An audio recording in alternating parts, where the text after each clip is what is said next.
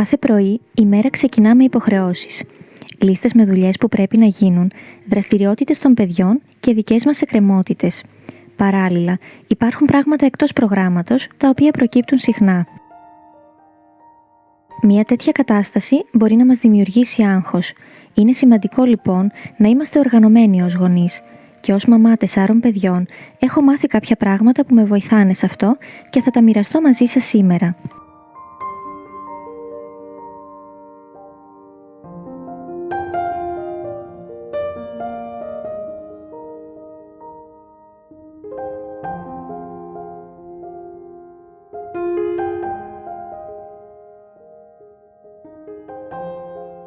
Το πρώτο πράγμα που βοηθάει στο να λειτουργεί αρμονικά ένα σπίτι είναι οι ρουτίνες. Όταν όλοι ξέρουν τι πρέπει να κάνουν και τι ακολουθεί μετά, η μέρα κυλά πιο όμαλα. Είναι καλό να υπάρχει ένα συγκεκριμένο πρόγραμμα για όλη την οικογένεια. Φτιάξτε λοιπόν κάποιο που εξυπηρετεί εσάς και προσπαθήστε να το ακολουθείτε. Στο κανάλι μου θα βρείτε αρκετά σχετικά βίντεο.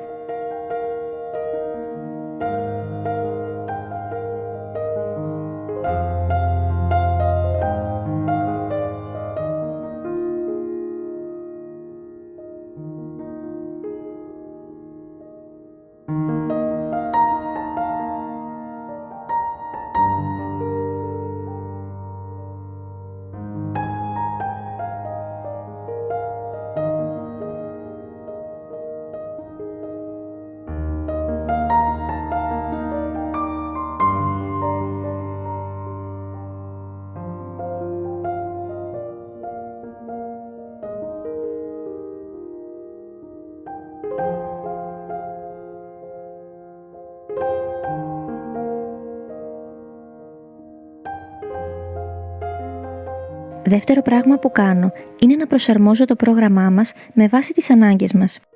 Αυτό το tip είναι συμπληρωματικό στο προηγούμενο. Η ουσία της ρουτίνας είναι να μας μειώσει το άγχος και να μας κρατήσει οργανωμένους. Αν κάποια μέρα χρειαστεί να αλλάξει, δεν πειράζει.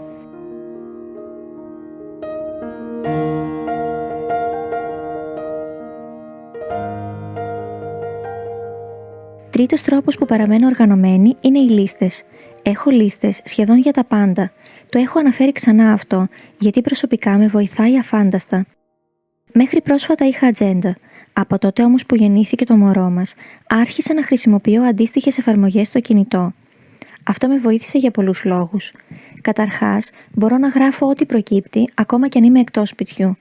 Δεύτερον, οτιδήποτε δεν έχω προλάβει να κάνω τη μία μέρα, μεταφέρεται αυτόματα στην επόμενη.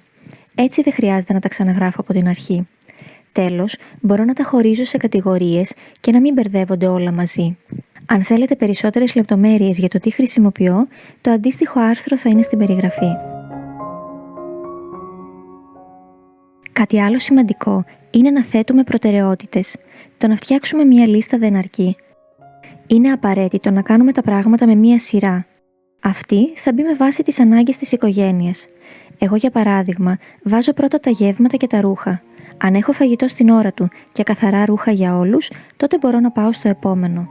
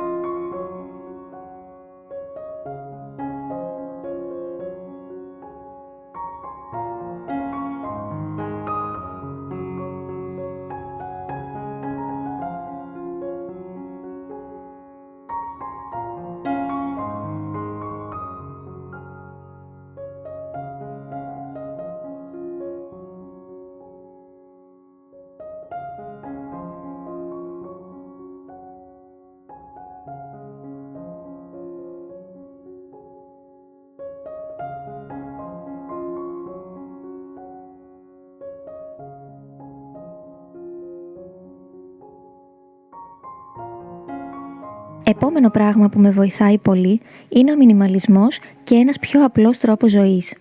Δεν αναφέρομαι στον αυστηρό μινιμαλιστικό τρόπο ζωής όπως τον ξέρουμε. Είναι σημαντικό όμως να περιορίσουμε τα περιττά πράγματα που υπάρχουν στο σπίτι. Όσο πιο πολλά αντικείμενα έχουμε, τόσο περισσότερος χρόνος απαιτείται για να καθαρίσουμε. Κάτι αντίστοιχο ισχύει και για τον απλό τρόπο ζωής. Αν δεν έχετε τη δυνατότητα να ανταπεξέλθετε σε όλες τις υποχρεώσεις, δείτε αν υπάρχει κάτι που μπορείτε να ακυρώσετε.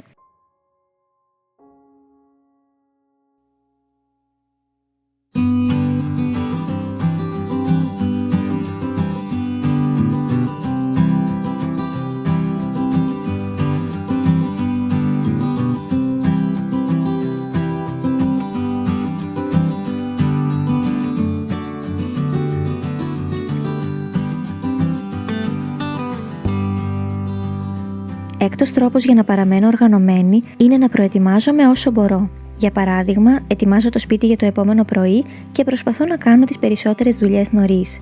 Επίσης, προσπαθώ να προγραμματίσω το επόμενο γεύμα νωρίτερα. Είναι πολύ σημαντικό να σκεφτόμαστε το επόμενο βήμα και να ετοιμαζόμαστε γι' αυτό. Έτσι, τα δυσάρεστα απρόοπτα περιορίζονται σημαντικά.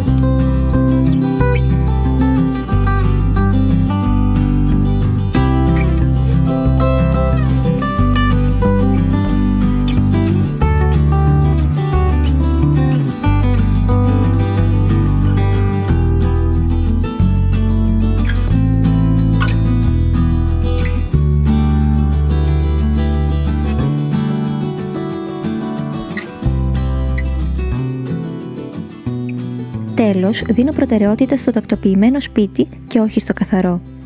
Μου αρέσει να μοιράζομαι λίστες και tips που αφορούν την καθαριότητα του σπιτιού και φυσικά δεν θα σας πρότεινα πράγματα τα οποία δεν εφαρμόζω εγώ. Αυτό όμως δεν σημαίνει κιόλας πως το σπίτι μου είναι πάντα πεντακάθαρο, ούτε ότι καταφέρνω να τα κάνω όλα αυτά σε καθημερινή βάση. Συχνά λοιπόν πρέπει να διαλέξω ανάμεσα σε ένα καθαρό ή μαζεμένο σπίτι και σε αυτή την περίπτωση προτιμώ το δεύτερο. Εφόσον δεν έχουμε πάντα το χρόνο να τα κάνουμε όλα, το να είναι τα πράγματα στη θέση τους είναι πιο βοηθητικό. Αν έχω πλημμένα πιάτα, μπορώ να μαγειρέψω. Αν τα καθαρά ρούχα των παιδιών είναι στη θέση τους, μπορούν να είναι έτοιμα στην ώρα τους. Αυτές είναι οι δικές μου προτάσεις, οι τρόποι με τους οποίους μπορώ να είμαι οργανωμένη ως μαμά 4 παιδιών. Αυτό δεν σημαίνει πως είναι πάντα όλα τέλεια. Όποτε όμως καταφέρνω να τα εφαρμόσω, βλέπω μεγάλη διαφορά στον τρόπο με τον οποίο λειτουργεί το σπίτι μας. Ελπίζω να σας δώσουν κίνητρο και ιδέες για να βάλετε το δικό σας πρόγραμμα. Θα τα ξαναπούμε σύντομα.